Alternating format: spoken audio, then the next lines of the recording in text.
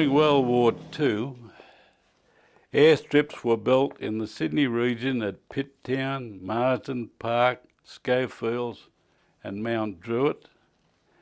The first post-war race meeting was held at Marsden Park. Over the next few years, events were staged at Pitt Town and Mount Druitt airstrips, particularly Druitt. The main organiser was the Australian Sporting Car Club, with the Vintage Car Club running some events.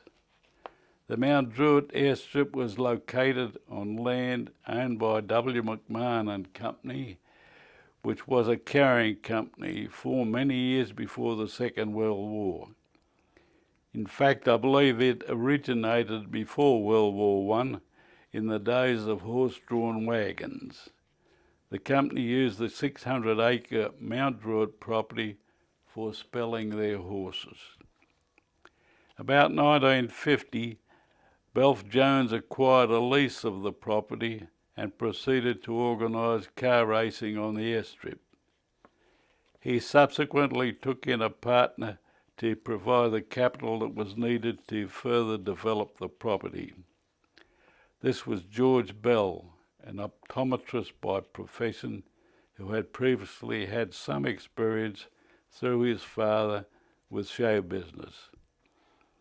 These promoters acquired an older grader and proceeded to make a circuit by joining an existing road that led to the strip at the southern end, with a new section that joined the airstrip in a sweeping bend towards the northern end.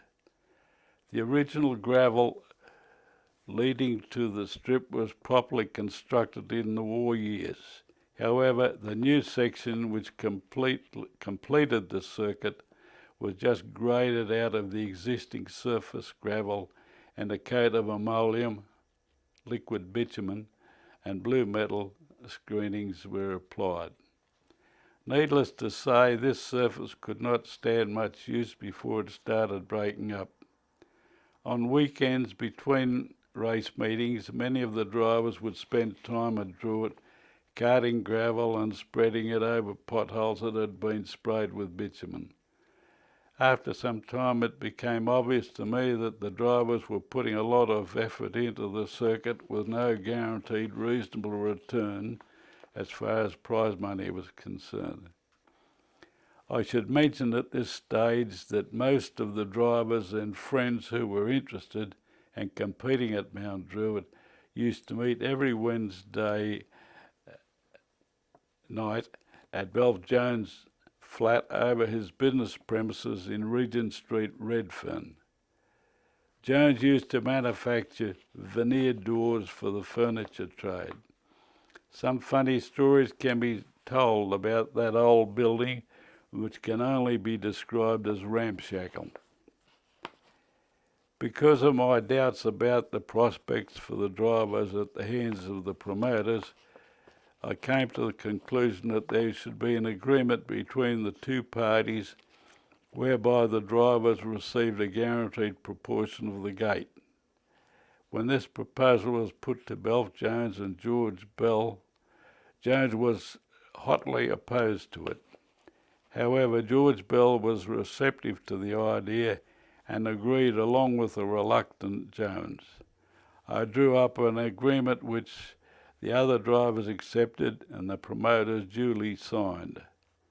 Having got their signatures to this original agreement, which only contained from memory about 5 clauses, I then took this elementary document to John Corcoran and Company, who produced a formal legal agreement. When this arrived on the scene, there was no further discord, and the promoters signed the agreement between themselves and the drivers. I should mention at this stage that there was no formal club.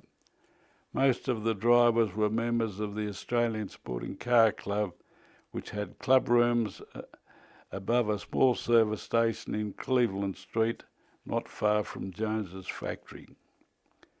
Once the formal agreement was signed, the word was passed around that a new car club was going to be formed, and meeting was arranged to be held in a hall over a hamburger shop in Regent Street, almost opposite where the Jones factory was situated.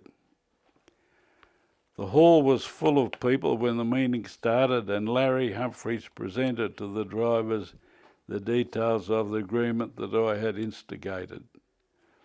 There was unanimous support for the idea of details of establishing a new club, and office bearers were nominated and elected. Larry was elected president, I was elected secretary.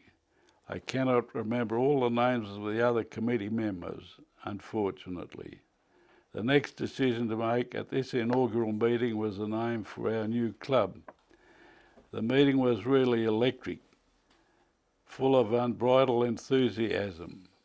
Numerous names were suggested, but the idea that it could follow the line of the British Racing Drivers Club was unanimously accepted. That is how our club, the Great Australian Racing Drivers Club, was formed, and the way the name was chosen. Larry Humphries resigned as president after some months. Rex Ellis was appointed secretary and I became president, holding the position for 7 years until I resigned for business and health reasons. During these years I was chairman of the State Council of CAMS and New South Wales delegate to the National Control Council of CAMS. I was president of the NCC for 1 year. During the time I was a member of the NCC, I was responsible for the introduction of compulsory seat belts, a formal form of medical examination based on that used by DCA at the time. This form was compiled in conjunction with the late Dr. John Newton. The longest running debate or argument that I had with my fellow NCC board members was regarding the introduction of advertising on racing on cars involved in racing. For years I encountered a brick wall of opposition. Then came a breakthrough. The NCC of CAMS gave approval for the name of the competitor and the driver to appear on the cars in letters no higher than 3 inches, or was it 4 inches? That was obviously the thin edge of the wedge. How many of today's competitors with their cars covered in sign writing would be aware of that situation? I am proud of my association with the ARDC over the years. I am proud of my association with the ARDC over the years I was president, and the fellows who made up the committee, as it was termed then. During this time we were running race meetings at Druitt about every 6 weeks, and we prided ourselves on the efficient way we conducted these events. We purchased the club rooms in Norton Street, Leichhardt, with the assistance of my late friend Bill Rintoul, who was our bank manager.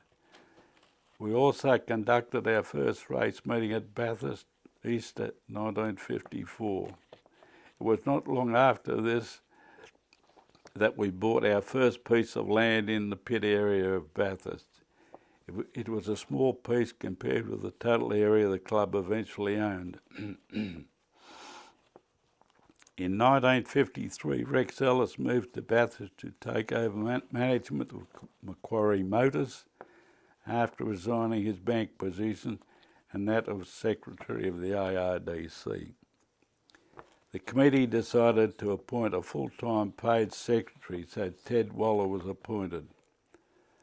The club was quite short of funds, and on a number of occasions when things were quite tight, a couple of the committee members, one of whom is no longer with us, came to the party with short-term loans.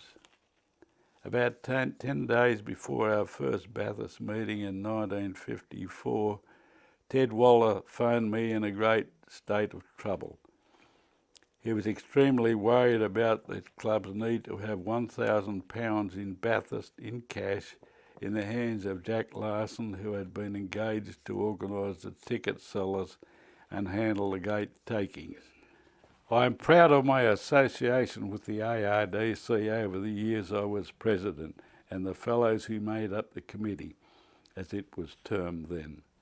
During this time we were running race meetings at Druitt about every 6 weeks, and we prided ourselves on the efficient way we conducted these events. We purchased the club rooms at Norton Street, Leichhardt, with the assistance of my late friend Bill Rintoul, who was our bank manager.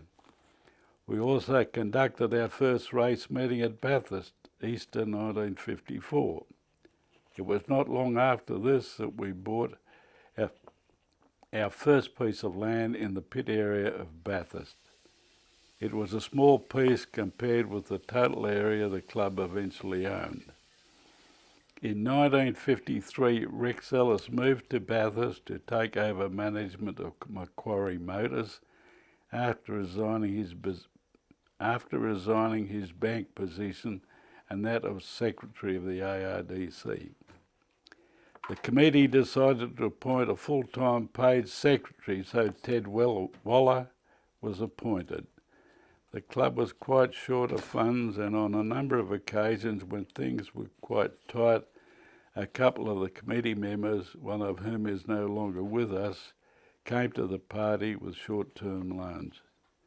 About 10 days before our first Bathurst meeting in 1954, Ted Waller phoned me in a great state of trouble.